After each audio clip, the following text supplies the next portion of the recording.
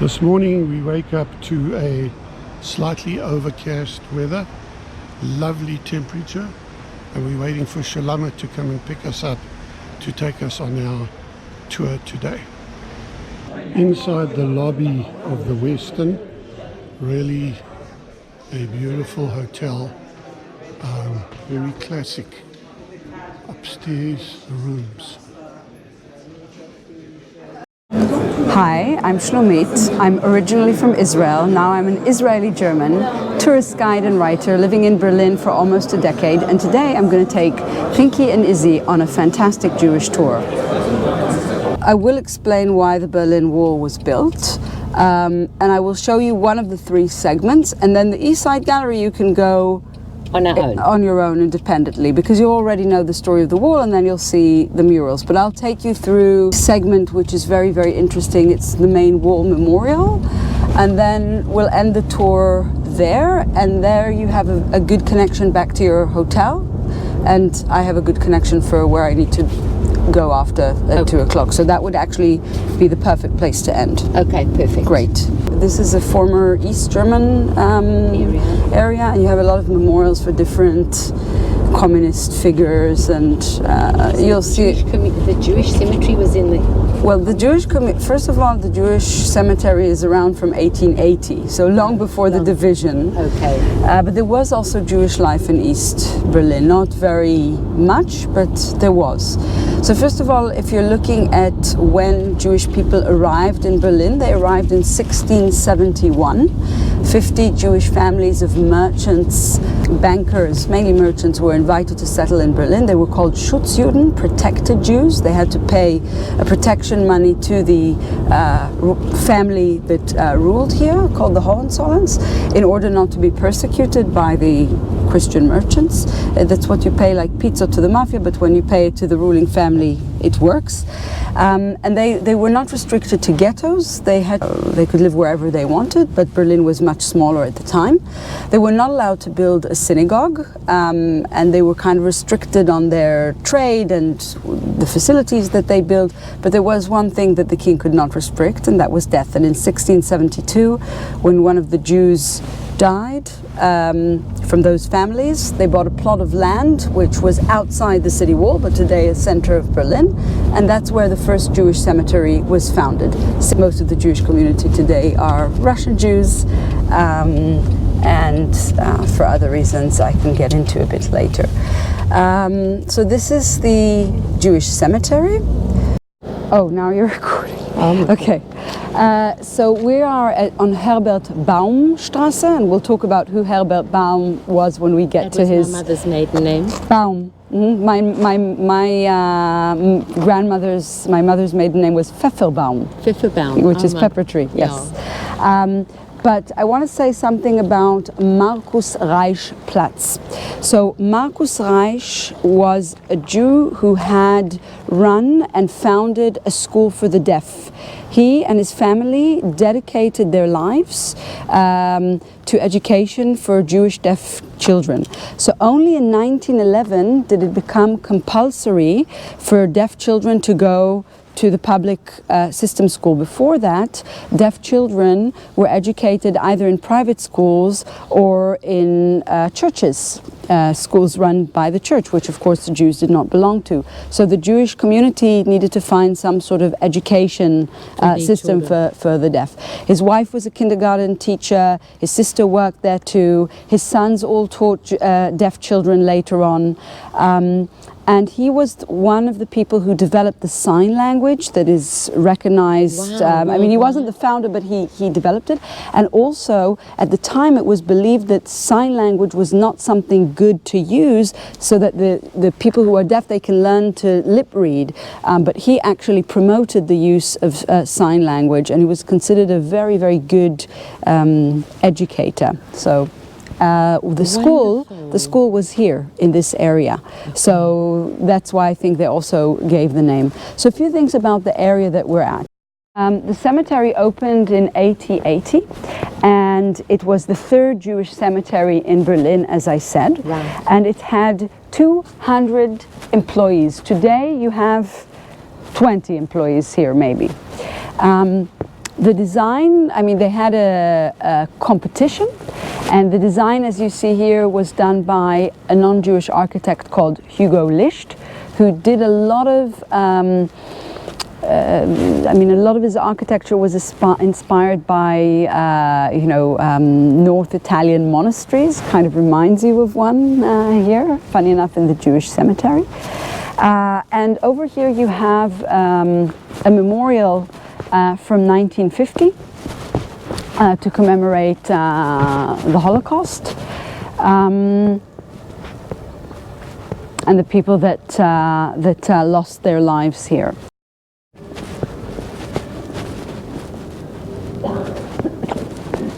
So tell me a bit about your family. Well, my mother's an only child, and so is my father. Or were, they were. And when did they leave Germany? My daddy probably left, we were working it out, just before probably 1932. 1932. And he escaped with his mother to South Africa, to Cape Town. His father died when he was 6. My mother was in London until my father came to capture her and bring her back to South Africa with him. They'd known each other as children. Oh, wow. Oh my God, look at that. So in this cemetery, there are more than 115,000 people buried. And more than a decade ago, they applied, I mean, together with the state of Berlin, for a UNESCO heritage site, to become a UNESCO heritage site, but that's still pending. It still hasn't happened.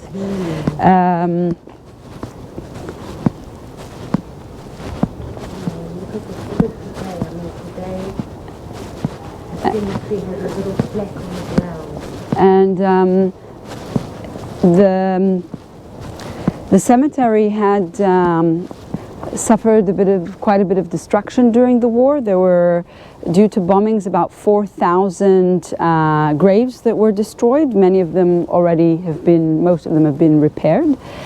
And this grave that we're visiting in this cemetery is actually not for a person, but for Torah scrolls. Many Torah scrolls were destroyed in Kristallnacht. And all of the Torah scrolls that remained were kind of collected in Nazi Germany. There was kind of a wish to display them later on and to make a mockery out of them. But somebody, Christian actually, smuggled the Torah scrolls, and they ended up here, being saved in one of the houses in this area, like the how do you say, maintenance houses here, and that got bombed in the war. So many got destroyed, but after the war, whatever was totally destroyed was buried, and other Torah scrolls were sent out and given to other countries.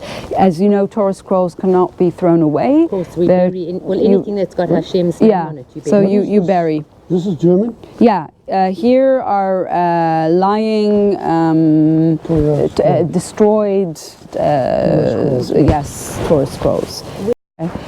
So this is the grave of Herbert Baum, and Herbert Baum was a Jew who was also a communist, and he was one of the very few figures in Berlin, Jewish people, that led an underground movement against the Nazi regime. They had a cell, him and his wife and another 100 activists who were mainly women, and in 1942 they burned a exhibition in the Lustgarten on the Museum Island. It was an exhibition that displayed photos of Soviet prisoners of war, but like the most tired, disheveled, funny, odd-looking ones, and it was kind of a propaganda by the Nazis to show how weird, how Untermensch, underhuman, subhuman the Soviets are. So Herbert Baum and his friends set this on fire. They're caught shortly after, tortured, and some die through torture. He died in his torture, and some were executed. And they died in Plotzensee. Yeah, he was very young. And born is birth. Is born, exactly. And died? Died is here. No, ermordet is murdered. Oh, Gestorben is... where Löwenberg's grave is? Because you said you found Castle. I found Felix Castle. I found the area, but I didn't find the grave. One option is that we can go back and look together now that we are a bit more relaxed with time. And then we will start with Castle, I think, because Castle is... or I can see the workers over there. Maybe we could just ask them to... when they sent this to me... to here where Kassel is buried, which is where the World War I memorial is. Yeah. Yes. And then your other relatives are buried in E2, which is here. Very, very wealthy businessman who lived in the city of Kassel, and he donated a lot of money to the development of the city of Kassel, the streets, the schools, buildings. But the city of Kassel did not recognize him, and so he was disappointed, and he moved to Berlin, where he became the Privy Council of the Kaiser, and continued to do his work in Berlin. During the Second World War, there were actually Jews that hid in this mausoleum. People were also hiding in the Jewish cemetery, and this was a very good place to hide because it was, you know, big and you could have shelter here. This cemetery is in pretty good condition in comparison to cemeteries in Prague and Budapest that we've seen.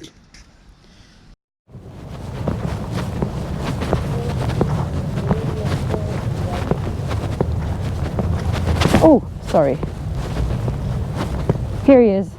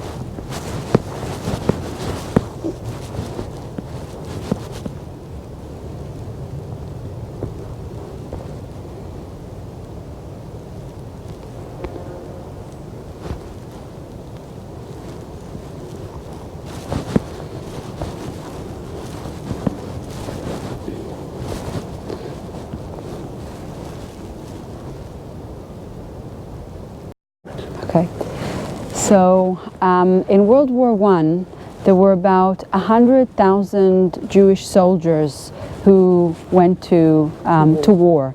That was at the time almost a sixth of the Jewish community. 12,000 died in the Second World War, and there are more than 3,000 from Berlin who are buried here.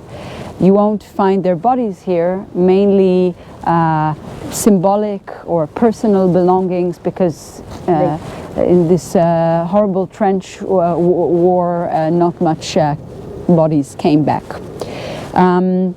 During the First World War, you know, there was a lot of anti-Semitism going on in Germany, and they made a census because they wanted to show that the Jews were not shouldering their effort in the First World War.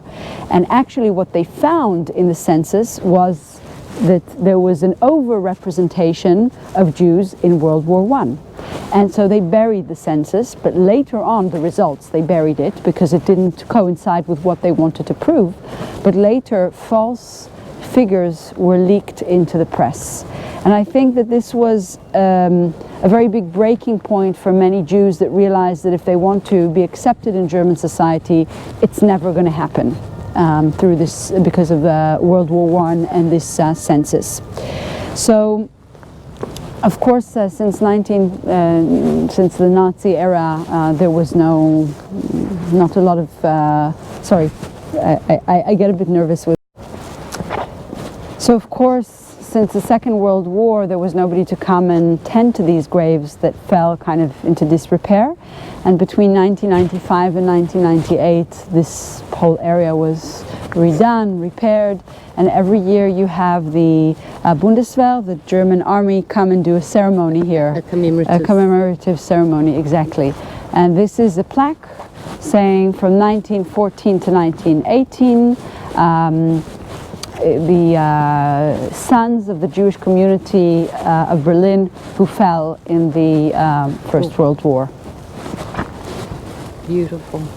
5, and this is 6. So I've been through this one, but let's go through it again. And the number is 12790, right? The grave is 80681. Whatever that means. I remember 12790. Show me? 12790, correct. Yeah. That's one of them, and then I've got the other one. See, there is 12799, but they're not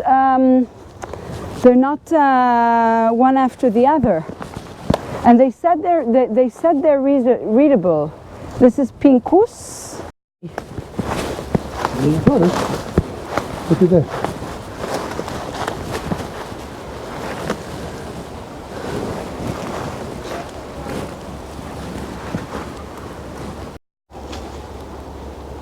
No, the other side. Other side.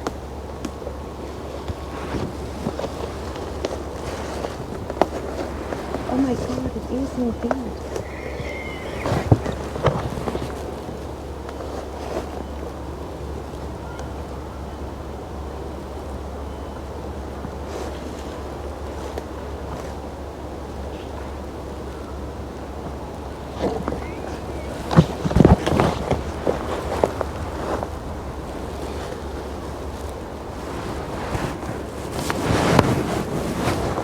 High five.